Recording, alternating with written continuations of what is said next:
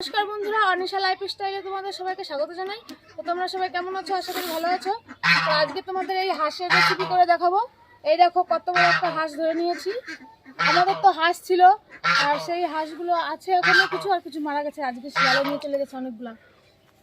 চারখানা হাঁস মারা গেছে। তো ভাবলাম মারা যাচ্ছে যখন, তাহলে বড়টা আজকে একটা কেটে ভিডিও তোমাদের করে দেখাই। তো এটাকে আজকে ভিডিও করবো।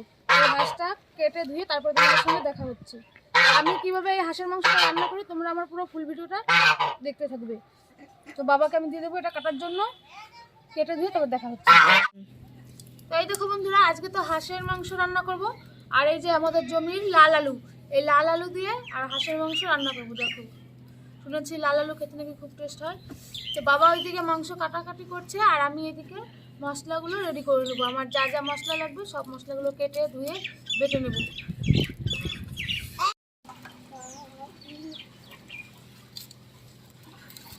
এই দেখো বন্ধুরা, এদিকে ভাত আমি রান্না করছি। মশলা রেডি করতে করতে ভাতটা হয়ে যাবে। এখন যেহেতু শীতের সময়, তো হাঁসের মাংসটা খেতে খুবই ভালো লাগবে বন্ধুরা। গরম ভাত আর হাঁসের মাংস কষা।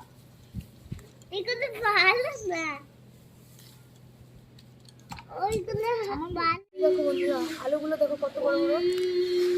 আলুগুলো এখন আমি কেটে নেব।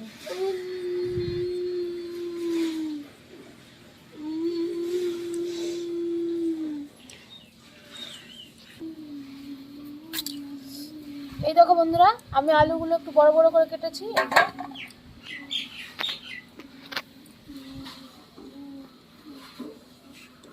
করবো এই হাঁসের মাংসটা, তোমরাও বাড়িতে একবার রান্না করে দেখবে, তো খেতে খুবই ভালো লাগবে। একবার হাঁসের মাংস রান্না করেছিলাম, বাড়ির সবাই বলেছিল খেয়ে যে খুব ভালো হয়েছে। যার কারণে বাবা আবার কেটে ধুয়ে নিয়ে এসে আমাকে মানে আর কি বলেছে, আগেই বলেছিল যে এটা কাটবে আর কি 1 জানুয়ারিতে। সেদিন কাটা হয়নি কোনো কারণে, সবাই পিকনিক করতে চলে গেছিলাম বাইরে, তার জন্য আর হয়নি। তো আজকে সেটা রান্না করবো। দেখো বন্ধুরা, আমার সব কিছু কাটা মানে রেডি হয়ে গেছে। তো এবার আমি মশলাটা বেটে নেব। সবার প্রথমে আমি আদা বেটে নেব।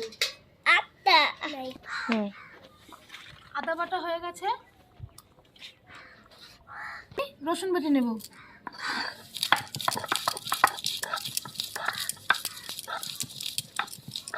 রসুন বাটা হয়ে গেছে, রসুনটা আমি তুলে নেব। এরপর আমি বেটে নেব জিরে। তো এই দেখো বন্ধুরা, মাংস কেটে নিয়ে এসছে বাবা।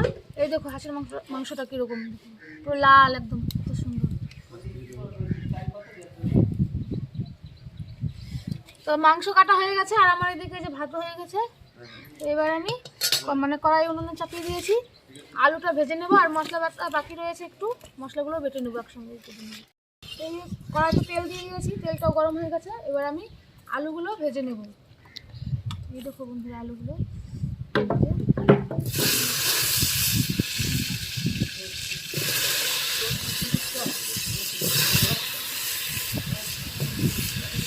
আমি এখানে লবণ হলুদ কিছু দেবো না, এমনি আলুটা লাল লাল করে ভেজে নেব। আলুটা ভাজা হতে হতে আমার বাকি মশলাগুলো বেটে নেব।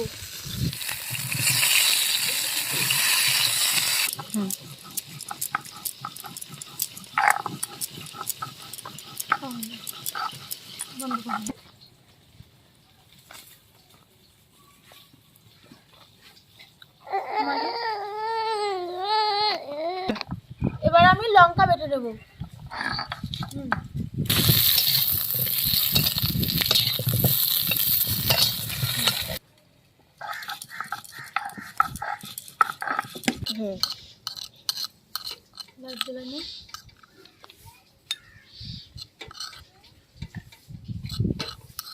আমার মশলা বাটতে বাটতে ওইদিকে আলুও ভাজা হয়ে গেছে আমার।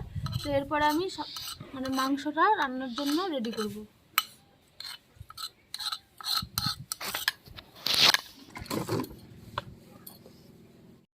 আলু ভাজা হয়ে গেছে, আলুগুলো আমি তুলে নেব, আর মশলাও তো বাটা হয়ে গেছে তোমরা দেখলে।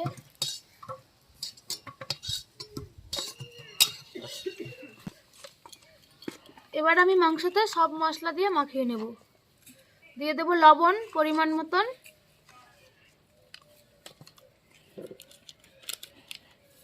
এবার আমি দিয়ে দেবো পরিমাণ মতো হলুদ,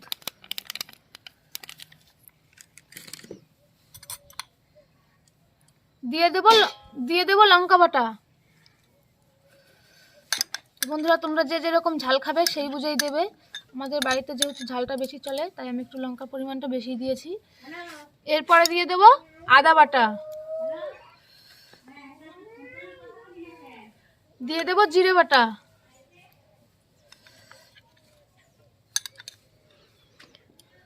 দিয়ে দেবো রসুন বাটা। এরপরে আমি অর্ধেকটা পেঁয়াজ দিয়ে দেবো আর অর্ধেকটা পেঁয়াজ তেলে ভেজে দেবো। এই যে দিয়ে দিলাম পেঁয়াজ।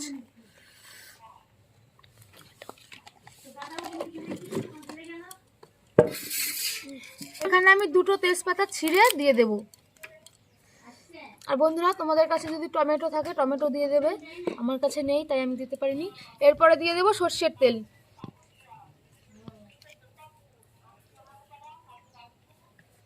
এবার আমি ভালো করে এটা মাখিয়ে নেব।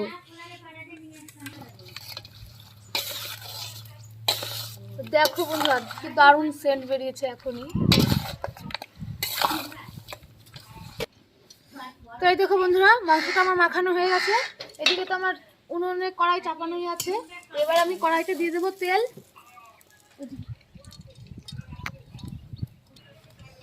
এরপরে আমি দিয়ে দেবো ফোড়নে তেজপাতা আর গোটা জিরে।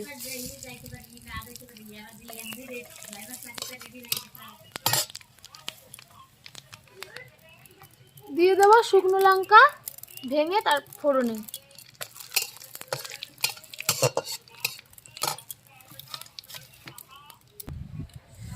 এই দেখো জিরে আর লঙ্কা তেজপাতাটা যে একটু ভাজা হয়ে গেছে, এবার আমি দিয়ে দেবো পেঁয়াজটাও হালকা করে ভেজে নেব।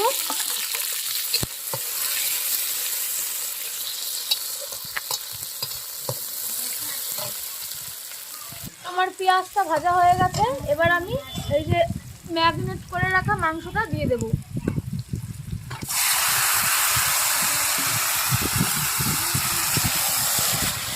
আর এই মাংসটা কিন্তু বন্ধুরা অনেকটা টাইম নিয়ে কষাতে হবে।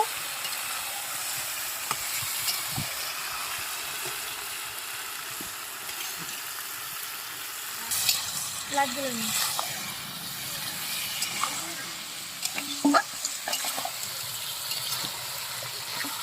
এবার আমি ঢাকা দিয়ে দেবো। আমি ঢাকা দিয়ে ভালো করে বসিয়ে দেবো। আমি ঢাকাটা খুলে দেখবো একটু।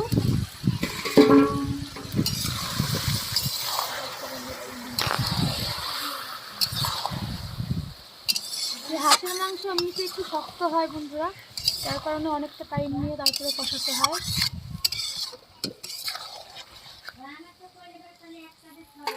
বন্ধুরা দেখো এত হাওয়া দিয়েছে, আমি বাইরে রান্না করছি যার কারণে উনুনে ধোঁয়ায় ভর্তি হয়ে যাচ্ছে ধোঁয়ায়। তা আমি এই যে এটা দিয়ে দিয়েছি। আর এখন আমি দিয়ে দেবো গোলমরিচের গুঁড়ো। এই যে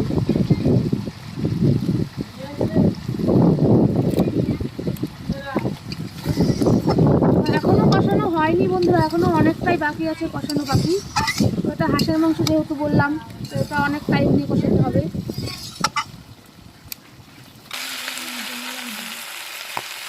তো এবার আমি দিয়ে দেবো ভেজে রাখা আলু।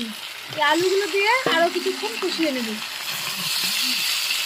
কষানো প্রায় হয়ে গেছে, আর অল্প কিছুক্ষণ কষানো হয়ে যাবে। তারপরে দিয়ে দেবো জল।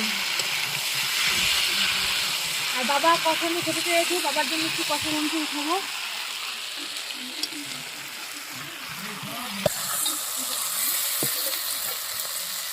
কষানো হয়ে গেছে, এবার আমি দিয়ে দেবো জল। জলটাও একটু বেশি দেবো কারণ অনেকটাই মানে তরকারিটা ফুটাতে হবে।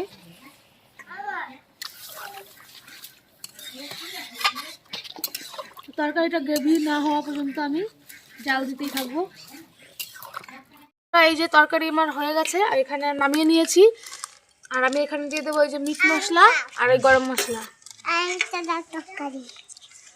তো গরম মশলা দিয়ে দিয়েছি, এরপরে দিয়ে দেবো মিট মশলা। থালি হয়ে গেছে, কারণ আমার ফোনে চার্জ ছিল না, যার কারণে তরকারিটা নামানোর সময় দেখানো হয়নি। এই যে দেখো তরকারিটা